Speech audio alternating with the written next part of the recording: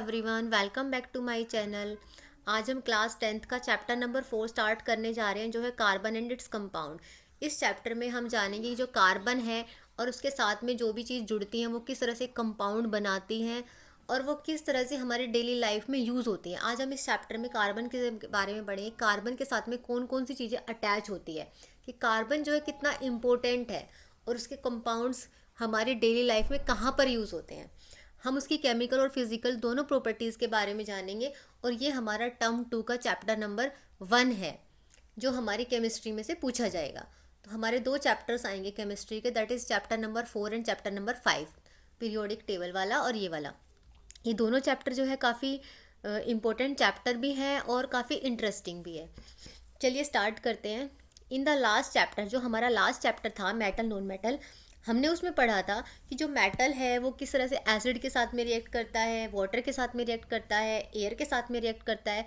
तो डिफरेंट हमने उसकी केमिकल प्रॉपर्टीज़ और फिजिकल प्रॉपर्टीज़ पढ़ी थी, किस तरह से वो बॉन्डिंग बनाता है, आयनिक बॉन्डिंग कैसे बनती है, ये हमने सारी फॉर्मेशन पढ़ी थी। जैसे हमने NaCl का देखा था कि जो सोडियम क्लोराइड है वो किस तरह से फॉर्म होता है, उनकी जो वैलेंसी है वो किस तरह से बनती है। तो हम ये सारा जो है आयनिक कंपाउंड्स के बारे में पढ़ चुके हैं। तो चलिए इस वाले चैप्टर में भी हम थोड़ा बहुत उनके बारे में डिस्कस करते हैं और फिर हम कार्बन की तरफ बढ़ते हैं। We came to know many compounds of importance to us. हम जानेंगे कि इसमें जो काफ़ी कंपाउंड्स है वो हमारे लिए क्या है, इम्पोर्टेंट है। और हम इससे पहले भी हम पढ़ चुके हैं प्रीवियस चैप्टर में कि हमारे जो कंपाउंड है कार्बन के, या जो हमने जितना भी हमने मेटल के साथ में रिएक्शंस देखे हैं, तो वो कितने इम्पोर्टेंट है और अपनी डेली लाइफ में हम कहाँ पर यूज़ करते हैं। हम खाने में यूज़ करते हैं, कपड़े धोने में यूज़ करते हैं। तो हम ये सारी चीज़ें हम ऑलरेडी पढ़ चुके हैं। इस चैप्टर में जो है काफ़ी इंटरेस्टिंग है। इसमें कंपाउंड और उसकी प्रॉपर्टीज़ के बारे में हम जानेंगे कि कार्बन के साथ में जो दूसरे एलिमेंट्स हैं वो जुड़कर किस तरह का बिहेव करते हैं और वो क्या फॉर्मेशन करते हैं।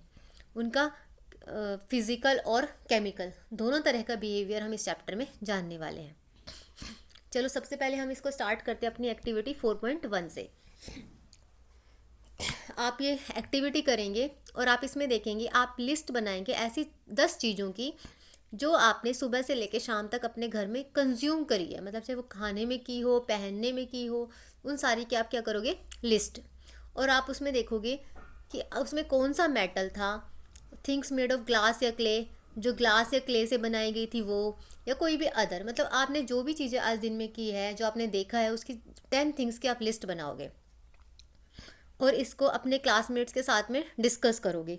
और फिर उसके बाद में हम देखेंगे, जो टीचर के साथ में मिलकर आप डिस्कस करोगे और फिर देखते हैं कि जो हमने लिस्ट बनाई है तो इसमें कौन कौन से जो एलिमेंट्स थे वो जुड़े हुए थे, यानी कि ये चीज़ें किस किस से मिलकर बनी हुई है। Look at the item that come in the last column of the above table. जो ये लास्ट कॉलम में जो अदर्स लिखा हुआ है, इसके ऊपर हम पढ़ते हैं। Filled by you, your teacher will be able to tell you that most of them are made up of compounds of carbon. जब आप फिल करते हो तो आपकी टीचर बताती है कि जो ज़्यादातर ये कंपाउंड्स है किससे, इनमें सब में क्या है, कार्बन है। Can you think of a method to test this? क्या आप इसको टेस्ट कर सकते हो? What would be the product if the compound containing carbon is burned?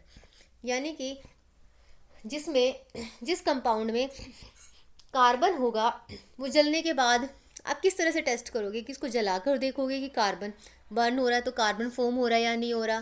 तो आप किस तरह से, कौन से टेस्ट आप उसको कंफर्म करोगे। फूड है, क्लोथ्स है, मेडिसिन है, बुक्स है, या और भी जो चीज़ आपने जो लिस्ट में बनाई है on this versatile element carbon, कि ये सारे किसके हैं, टीचर ने बोले सारे किससे बने, कार्बन से। तो अब आपको टेस्ट भी तो करना है, टीचर से पूछना है कि बताओ इसमें कार्बन कैसे है। In addition all living structures are carbon based. अब टीचर ने आपको बताया कि जितना भी जो लिविंग स्ट्रक्चर है, जो भी आपको चीज़ लिविंग दिखती है, उनके अंदर क्या है, सबके अंदर कार्बन है। तो हमें एक क्वेश्चन यहाँ से मिला कि जितने भी लिविंग स्ट्रक्चर्स होते हैं सबके अंदर क्या प्रेजेंट होता है, that is carbon. The amount of carbon present in the earth crust and the atmosphere is quite much. देखो अर्थ क्रस्ट में या एटमोसफियर में है वो कार्बन की कितना अमाउंट में प्रेजेंट है। The earth crust has only 0.02 carbon. यहाँ से भी क्वेश्चन जो है फॉर्म होगा कि जो अर्थ क्रस्ट है उसमें कार्बन कितना मिलेगा। तो कितना मिलेगा हमें, 0.02%। कहाँ पर, अर्थ क्रस्ट पे, ठीक है। और किसकी फॉर्म में मिलेगा, मिनरल्स की फॉर्म में, जैसे कार्बोनेट्स है, हाइड्रोजन कार्बोनेट्स है, कोल है, पेट्रोलियम है। और जो एटमॉस्फेयर है उसमें कितना है 0.3% ऑफ द कार्बन डाइऑक्साइड। अब हमें ध्यान देना है, हमसे क्वेश्चंस यहाँ पर दो हैं, दो क्वेश्चंस पुट किए जा रहे हैं। The first question is earth की क्रस्ट में कितना कार्बन है, तो दैट इज 0.02% कार्बन है, ठीक है। और आपसे पूछा जाएगा एटमॉस्फेयर में कितना प्रेजेंट है, तो 0.03% क्या होते हैं कार्बन डाइऑक्साइड, उसमें भी क्या प्रेजेंट है कार्बन प्रेजेंट है। In spite of this small amount of carbon available in nature. अब हमें देखने को मिल रहा है कि हाँ भाई काफ़ी कम अमाउंट में क्या है कार्बन प्रेजेंट है, किसमें नेचर में। The importance of carbon seems to be immense, कि मतलब देखो आप हर चीज़ में कार्बन मिल रहा है, इसका मतलब क्या है कि कार्बन तो इम्पोर्टेंट है, चाहे वो थोड़ी अमाउंट में मिल रहा हो लेकिन मिल तो रहा है। In this chapter we will know about the properties of the carbon which make carbon so important to us.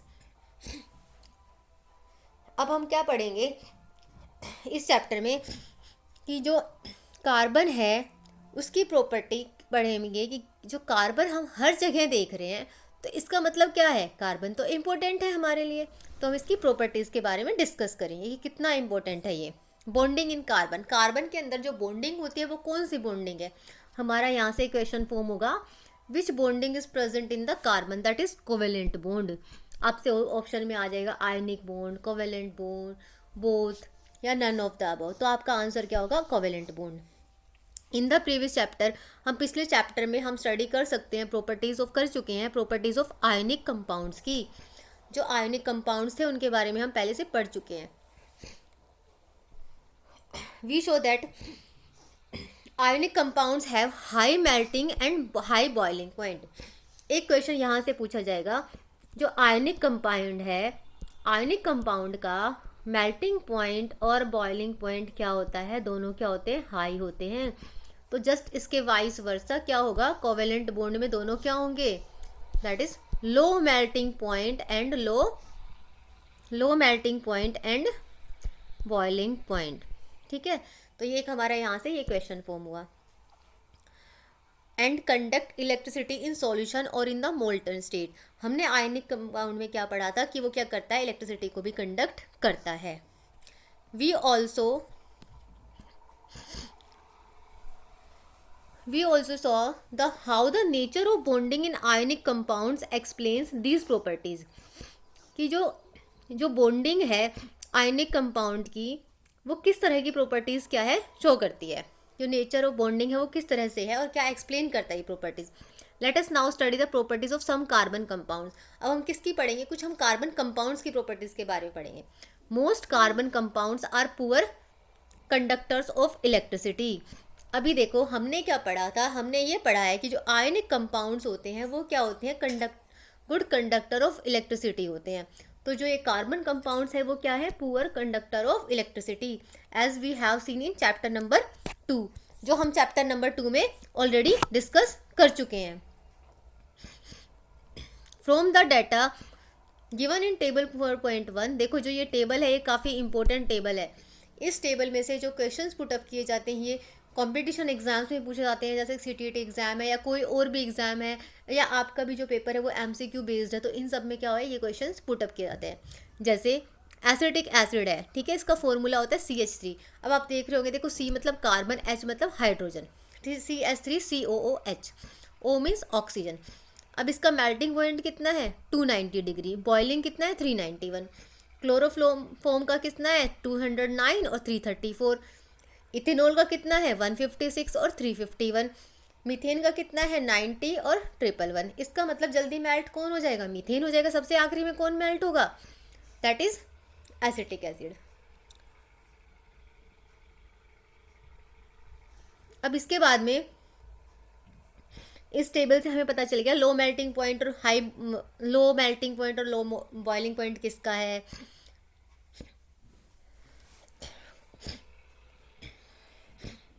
We find that these compounds have low melting and boiling point as compared to ionic compounds। हमें पता चल गया कि जो इनका melting point और boiling point कैसा होता है, लो होता है।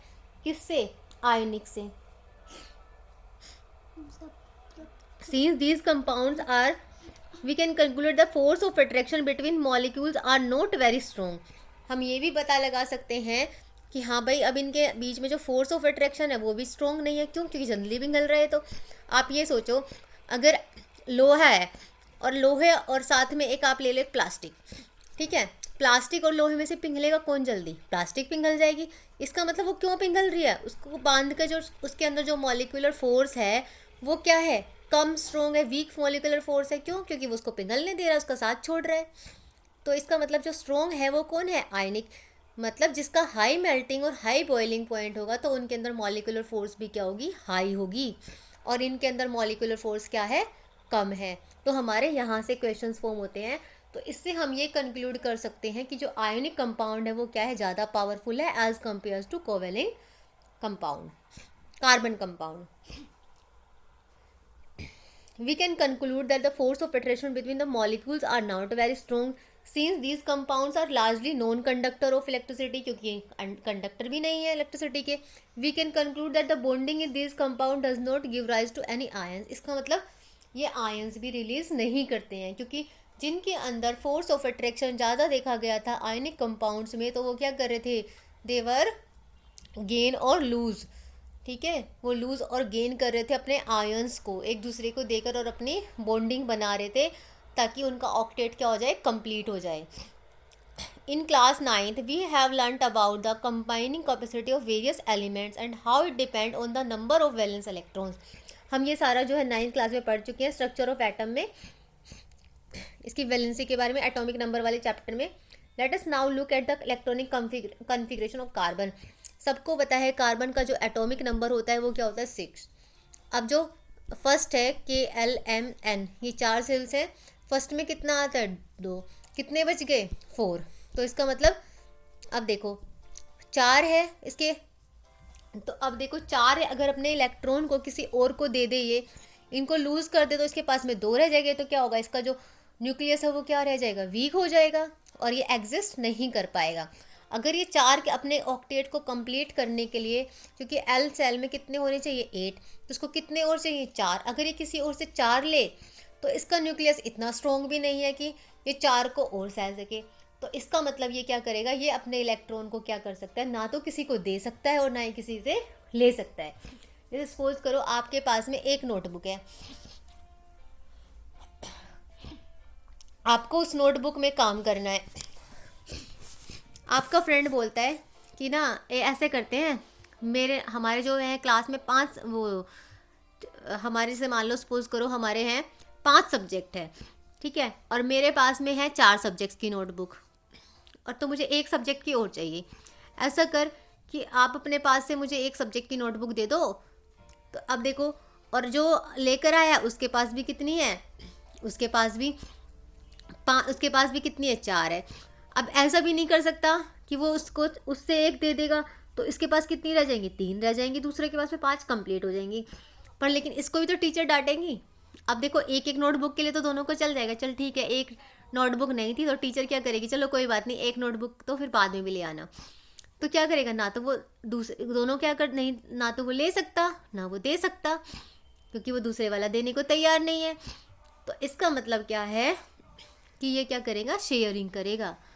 शेयरिंग का मतलब वो कहेगा कि ऐसा करते हैं, हमारे पास में अगर एक नोटबुक है तो हम ऐसा करेंगे, अगर टीचर मेरे पास में आएगी तो मैं उस नोटबुक को दिखा दूंगा, तेरे पास में आएगी तो तू दिखा देना। जिसकी भी नोटबुक चेक करेंगे तो दोनों में से कोई भी एक जाके दिखा देंगे, ठीक है। तो ये क्या कर सकते हैं? That is sharing. यानी कि एक बुक लगा लो, बुक को शेयर कर सकते हैं। अगर 2 बच्चे अलग अलग बेंच पे बैठे हुए हैं, दोनों में से एक के पास साइंस की बुक है और एक के पास नहीं है, अगर वो अपनी बुक दे दे उसको तो इसके पास में बुक नहीं रहेगी, उसको ना दे तो उसके पास में नहीं रहेगी। तो वो क्या कह सकते हैं? चलो ऐसे करते हैं, दोनों एक बेंच पर बैठ जाते हैं, दोनों क्या कर लेते हैं? शेयर कर लेते हैं। तो कार्बन का भी नेचर कैसा है? शेयरिंग नेचर है।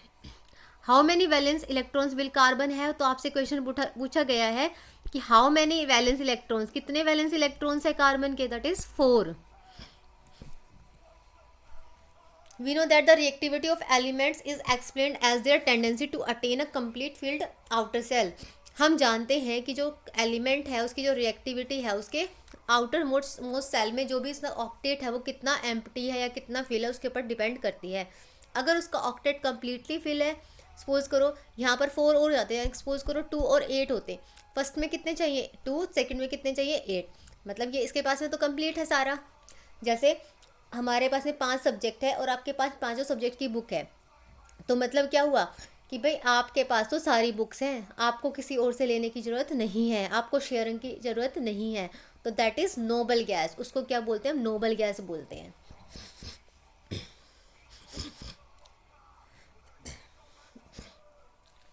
ठीक है। Elements forming ionic compounds achieve this by either, अभी हमने बताया कि जो आयनिक कंपाउंड्स है वो क्या करते हैं, या तो गेन करते हैं या लूज करते हैं अपने इलेक्ट्रॉन्स को अपने आउटर मोस्ट शेल से। In case of carbon, carbon के केस में इसके पास में 4 इलेक्ट्रॉन्स है, कहाँ पर, इसके आउटर मोस्ट शेल में, जो हमने अभी ये देखा। एंड नीड्स टू गेन और लूज 4 इलेक्ट्रॉन्स, इसको 4 इलेक्ट्रॉन्स की जरूरत होनी चाहिए जब ये नोबल गैस अपनी कॉन्फ़िगरेशन को पूरा कर सकता है। If we were to gain और लूज इलेक्ट्रॉन्स, क्या हम इसमें कर सकते हैं गेन और लूज, तो ये वाले पॉइंट्स है इसमें। It could gain 4 electrons from, अगर ये करेगा तो इसके पास किसमें क्या आएगा, माइनस का चार्ज, ठीक है, anion. But it would be difficult for the nucleus with 6 protons to hold on to 10 electrons, that is 4 extra electrons, कि किसके पास में जो न्यूक्लियस है वो होल्ड नहीं कर सकता इतने सारे को। इट कुड लूज 4 इलेक्ट्रॉन्स, अगर ये 4 इलेक्ट्रॉन को लूज कर दो C4+ cation, but it would require large number of energy to remove 4 electrons, तो इसको रिमूव करने के लिए भी क्या चाहिए, लार्ज नंबर ऑफ एनर्जी चाहिए। Behind a carbon cation with 6 protons in its nuclear holding on to just 2 electrons, ठीक है। Carbon overcomes this problem by sharing its, तो इस प्रॉब्लम को कार्बन कैसे करता है, अपनी शेयरिंग ऑफ वैलेंस इलेक्ट्रॉन से with other atoms of carbon और with atoms of other elements, ठीक है, दूसरों के साथ में शेयर करके अपनी इस प्रॉब्लम को सोल्व करता है, क्योंकि ना तो ये गेन कर सकता है ना ये लूज कर सकता है।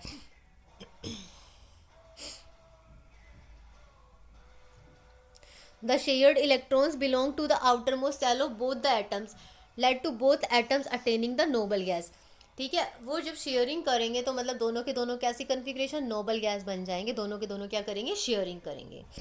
Before going on two compounds of carbon, let us look at small simple molecules formed by the sharing of valence electrons. The simplest molecule formed in this manner is that of hydrogen. As you have learnt earlier, the atomic number of hydrogen is 1. जैसे आप इसी तरह क्या होता है, hydrogen होता है, हम पहले पढ़ चुके हैं, जो एटॉमिक नंबर है वो हाइड्रोजन का कितना है, 1 है। Hydrogen has 1 electron in its K cell. It requires 1 more electron to fill K cells. So 2 hydrogen atom share their, जो हाइड्रोजन है उसके पास में कितना होता है, 1, दूसरे के हाइड्रोजन के पास में भी कितना होगा, 1। अगर ये दोनों, यहाँ पर भी 1 है, यहाँ पर भी 1, ये दोनों क्या कर ले, शेयरिंग कर ले, तो ये क्या होगा, इसके पास भी 2 हो जाएंगे और इसके पास भी क्या हो जाएंगे, 2 हो जाएंगे, ठीक है।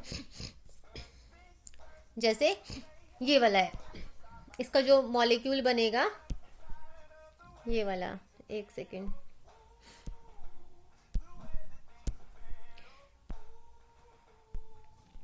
ये वाला, ठीक है। Electronic configuration of the nearest noble gas, helium, helium है, उसके कितने एलिमेंट्स होते हैं, 2, तो वो किसी के साथ में शेयर नहीं कर सकती क्योंकि उसका ऑक्टेट क्या ऑलरेडी कंप्लीट है। देखो 1 हाइड्रोजन इधर है, सेकेंड इधर है, दोनों क्या करेंगे, ये एक्स से हमने क्या डिनोट किया, उसके इलेक्ट्रॉन्स किए हैं, ठीक है, तो इसने क्या किया, शेयरिंग की, तो शेयरिंग ऐसे होती है और क्या बन जाएगा, H2, these are the shared electron.